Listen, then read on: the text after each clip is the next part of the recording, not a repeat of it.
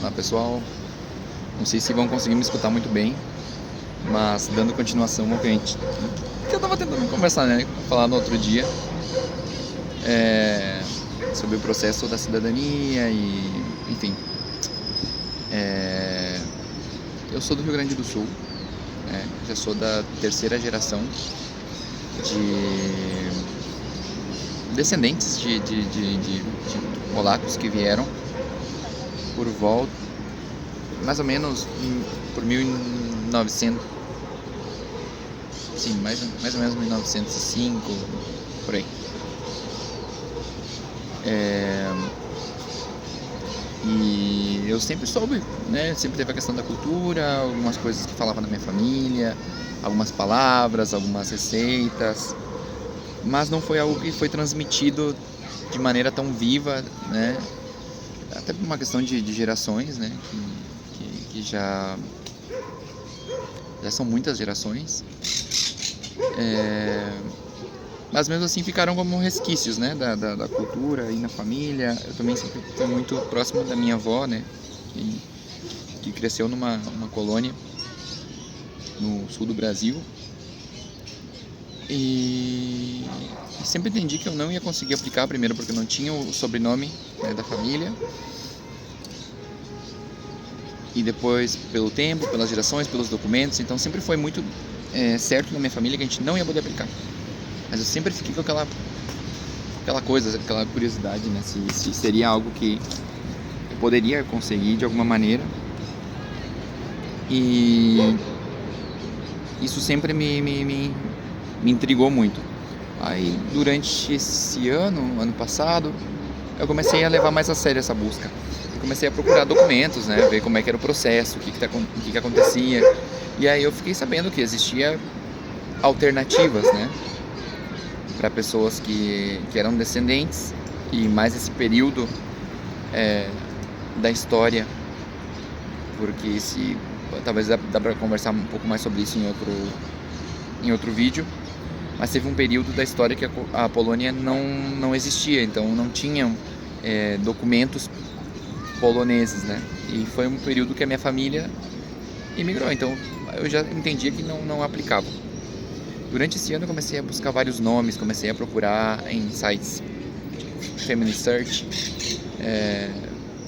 cartórios, e fui com uma planilha de Excel, fui fazendo tudo que eu podia, né? Fui procurando nomes, datas, fui tentando montar assim a história de alguma maneira, sem saber muito bem como eu ia usar isso, mas sabia que ia ser importante, né? Se algum dia eu chegasse a aplicar. E eu descobri que existia a possibilidade, falei com o gestor, paguei, né? Mas eu sabia que existia essa possibilidade de aplicar, não para a cidadania diretamente, mas como descendente, para a carta polaca, né? E essa é a alternativa que eu tô apostando atualmente, que é basicamente uma uma visa para morar, para trabalhar, para estudar na Polônia, com incentivo do governo, para aprender o idioma, né? E com essa carta polaca eu não vou ter uma cidadania, mas eu vou poder morar lá no país, trabalhar no país. E depois de um ano morando lá, eu posso solicitar a cidadania. Então, essa é a alternativa que eu encontrei e é a alternativa que eu tô apostando, né? Então agora já sabia alguma coisa de polonês. Eu sinto que esse vídeo que eu tô falando eu poderia dividir ele em vários assuntos diferentes, né? Talvez eu possa ir falando especificamente sobre cada um. Mas eu já comecei a estudar o idioma, já tô fazendo aulas, já sabia alguma coisa, né? De pequeno já.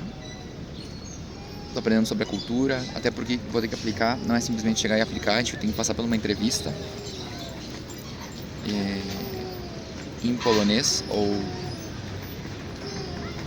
pelo menos um conhecimento básico do idioma, da história também do país, cultura, enfim.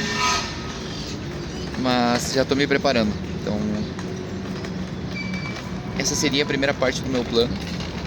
Aplicar, passar na entrevista.